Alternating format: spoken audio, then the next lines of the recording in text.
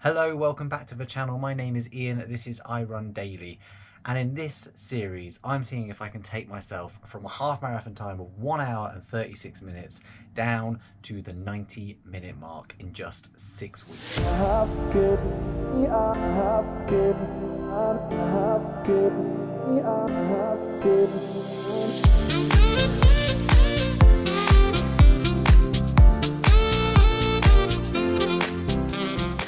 So you join me on week 2 of my training block. So just for context, that 1:36 was set in the Reading Half Marathon back in early April, and my target half marathon race is at the start of June 2024. So about a 6-week training block. Now that 1:36 was not me at my peak fitness. That is really, really important to stress. I had had a sort of period of time where I haven't been training consistently, particularly around the half marathon. So that 1:36 was just as fit as I was on the day. So to get to the 90-minute mark is just what I think I should be able to do in 6 weeks with some consistent training.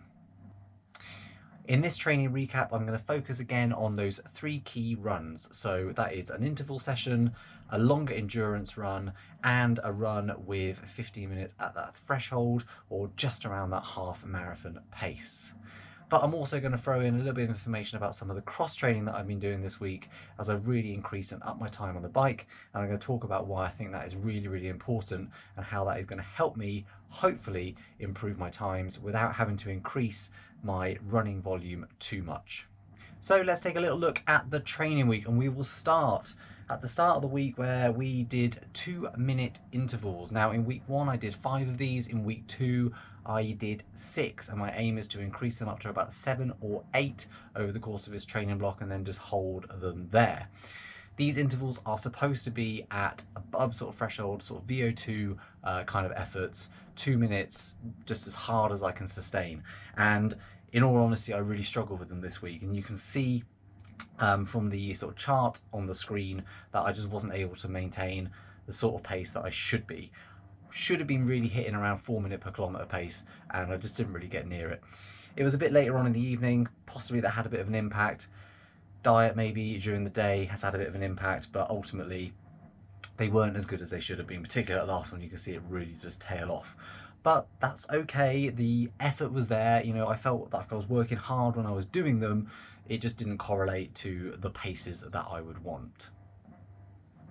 Now the second key run of the week took me out onto the trails. It was a really, really nice day on Saturday. Summer is almost here in the UK. And so I took the opportunity just to get out for a longer endurance run of about an hour and a half. So no fixed pace, no fixed heart rate, just kind of going with the undulations of the trail itself and just enjoying sort of being out in the open spaces and getting out for a nice long run. Average pace was 5:56, so certainly not blistering, but my running performance, according to my Chorus watch, was great. Stayed in the aerobic endurance zone. Heart rate average sort of stayed nice and low, so at around sort of just sort of low 130s, which is really, really good for me. And it was just a really, really enjoyable run. Felt really in control. Felt like I could have gone for another half an hour or so if I wanted to. Only had one gel, I think, during the whole of the run. Maybe didn't even have that, I can't remember. But yeah, just kept it nice and easy and nice and conversational with my mate Dave. And it was just a really, really good run time out on the trails. So happy with that endurance session. And then finally we get to the third key run of the week, which was today's run, and that is Sunday's run at the time of filming this video. So this is the run that I would like to repeat every single week to sort of use as that kind of barometer, that test of how my fitness is going. The session is fairly simple, and I will lay it out to you on the run.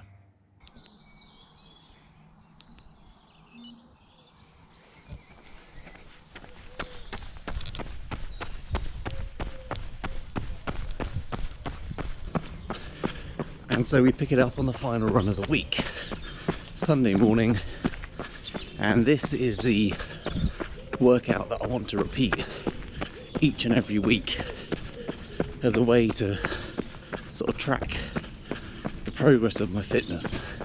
I'll pop it up on the screen, but quite simply I've got a 10-minute easy warm-up, 10 minutes at what would be estimated sort of marathon pace, and then 15 minutes at half marathon pace.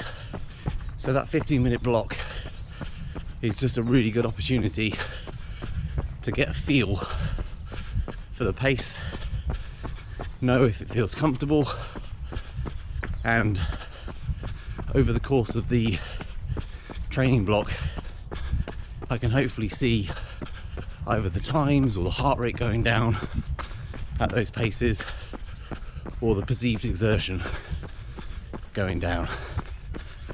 Last week this was one of the hardest runs of the week, so you'll be interested to see how it feels today. I've come out early, no breakfast, just a couple of coffees. Longest trail run yesterday, so I have got that in the legs, but we'll see how we get on. So I will come back to you as I get into the 15 minutes. But Numpty here forgot to charge the camera the night before, and so I was unable to film my 15-minute segment, but I will talk you through it now. So I was able to hold just under 4:30 pace, so 4:27, 4:28, and then 4:23 for the sort of duration of the 15 minutes, and then about a minute and a half after that at 4:36 pace. So slowed down a little bit at the end, but I did finish on a slight incline. I did that for a reason, just to make sure the effort was still there. But I'm happy with that. It's not quite at half marathon pace, it's just under my threshold pace, and that is just where I want to keep it at the moment. I don't want to be going over that threshold over and over and over again. I did that at the start of the week. The purpose of this run is just to try and stay at that sweet spot just below threshold. Let's save the threshold effort and the intensity for race day itself. Don't need to run the race in the training block. So that's the running part done and dusted. Of course, throughout the week I had my daily runs as well, and that brings me up to a total sort of running mileage, I think, for the week of about 37 to 38 kilometers. So not big training volume at all, so that's just over 20 miles. But what I would say is every single session I'm doing at the moment is really thought about and is good, high quality. On top of that, I have been getting out on the bike more. So those of you that are not new to the channel will know that I've done a bit of cycling in the past, hence the bikes you can possibly see around me, none of which are clean, roads are filthy. What I decided over the course of this training block is I wanted to really try and increase the amount of cycling I was doing. I've got an upcoming cycling event in sort of July, mid-July, late July time, which I'll talk about in another video.